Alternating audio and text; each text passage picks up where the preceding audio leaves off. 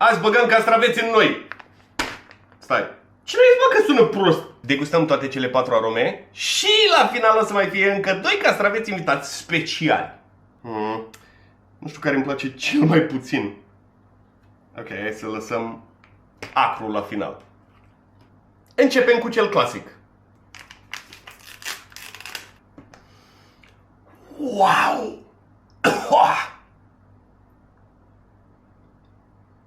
Și tu? Ok!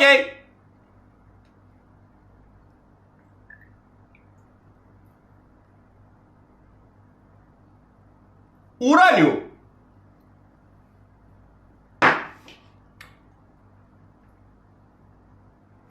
Asta chiar e bun.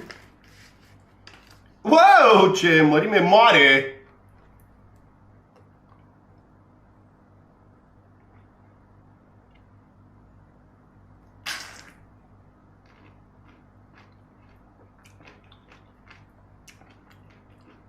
Asta e cel mai clasic castravete pe care l-am gustat vreodată. Ce? Am ceva aici? Da, mulțumesc. Dacă știam că are înăuntru, nu mai dădeam șat. Vlășganul ăsta cu numărul 2 e cu usturoi.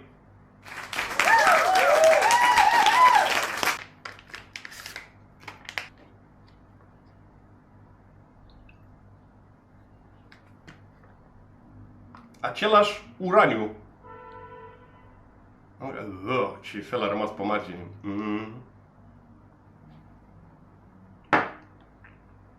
Wow!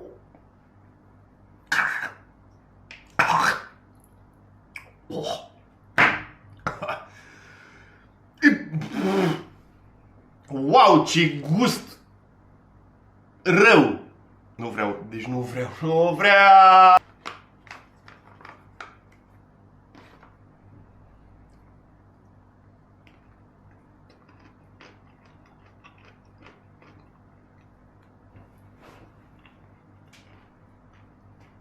Nu mă înțelegeți greșit, îmi plac și castraveții murați și usturoiul.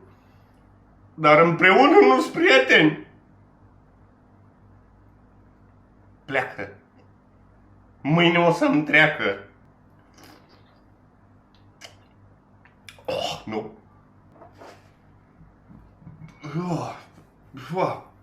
Nu o să stea nimeni lângă mine azi. Te rog, fi bun, te rog, fi bun, te rog, fi bun, te rog. Hei, tu de ce ești cu fundul în...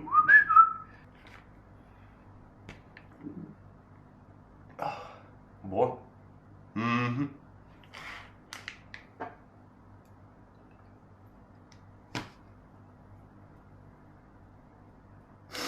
Uraniu?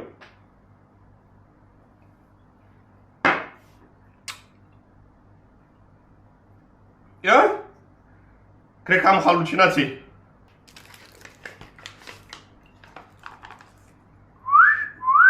Ce băiat mare! Uf!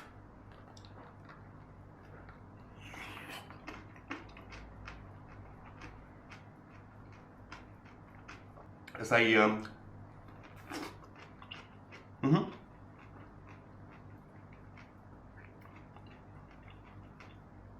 Asta chiar e foarte gustos. Ce? Iar am ceva aici. Mulțumesc. Pe ăsta chiar îl văd pe un burger sau sandwich-uri sau ceva. Asta chiar e gustos rău. Și acru, și picant. E exact ce trebuie pentru un burger. Wow! Poți să mai iau o gură din ăla? Și hei, preferatul meu, da! Nu vrei să-l guști tu pe ăsta? Să trecem mai repede peste. Nu? Asta ar trebui să fie ceva acru rău, ca să ne înțelegem. Restul au fost foarte acri pentru mine. Da, păi ăsta pe care chiar scrie acru.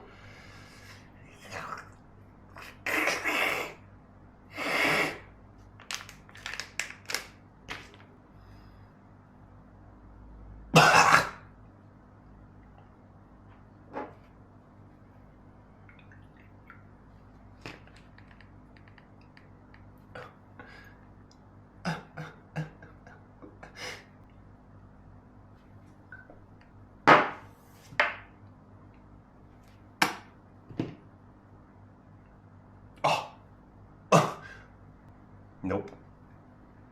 Te urăsc! Uite, și mai e și cel mai gras din toți.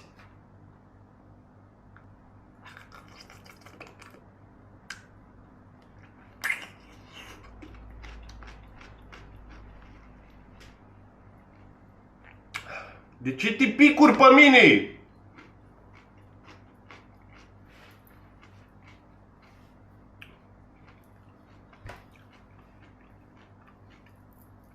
Nu! Mă, cât de tare să-ți placă acru. Wow! Aparent, sentimentul e reciproc. Și mie vine să fac același lucru pe tine. Oh! Ne urâm atât de tare reciproc. Nu știu cât de tare să-ți placă acru și să vrei să simți dintr-un burger doar castravetele, dar nu! Și cum v-am zis la început, avem 2 castraveți speciali chiar aici. O să regret asta tare de tot. No, bun, doar unul din ei este de la Van Holtens, ca restul. Și ar trebui să fie, nu ca acru, foarte acru. Și o să începem cu ăsta, pentru că celălalt este picant și e de la altă firmă și e și roșu și mai mare ca toți. Nu! Miroase și mai acru decât restul. Dacă are vreun sens.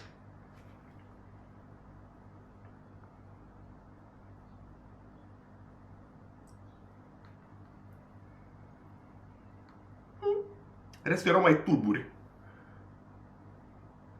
Asta seamănă cu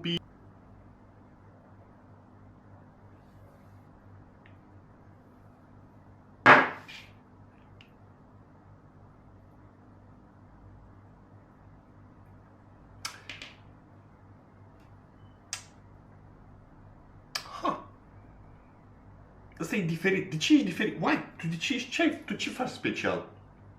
Asta n-a avut așa un gust intens de rău, de acru. A fost chiar ok. Am judecat greșit castraveciorul. Ești și mai... ești mare.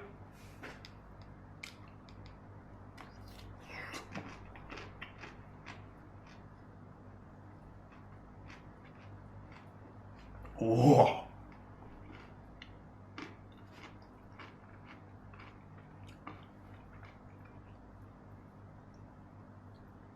Oh.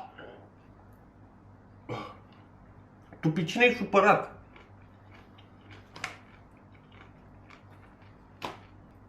Cumva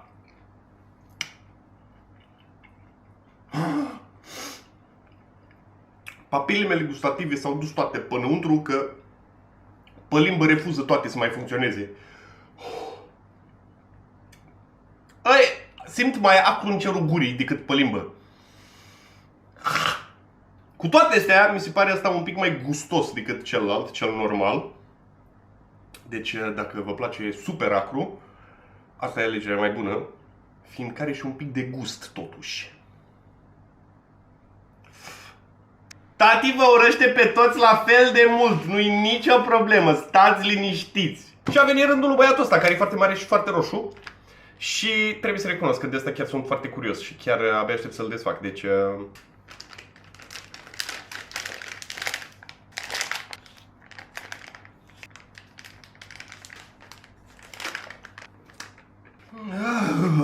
Arată periculos, efectiv. Uf.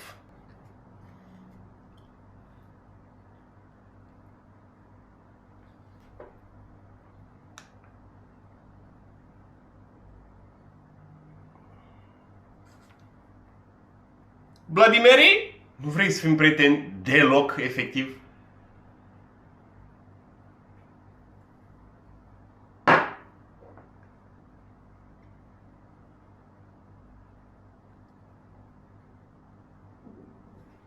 Cred că mi-era mie mult prea frică, dar a avut un gust puțin dulceag.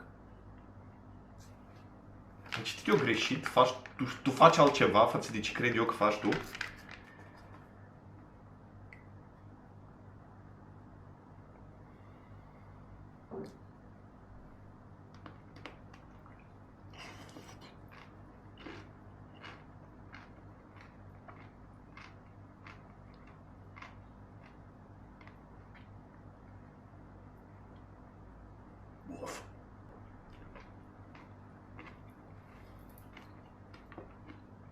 Tu de ce existi pe piață? Oh. No! E unul din cele mai rele gusturi pe care le-am gustat vreodată. Are duce cu niște sfeclă, niște turmeric, niște nu știu ce scrie pe el că e ceva. Nu. Oricare altul de ăsta. No. Tu de ce dormi când eu sufăr? Vă pup și vă mulțumesc și sper să aveți un motiv să zâmbiți în fiecare zi. Mă duc să mă spăl pe mâini și pe scaun.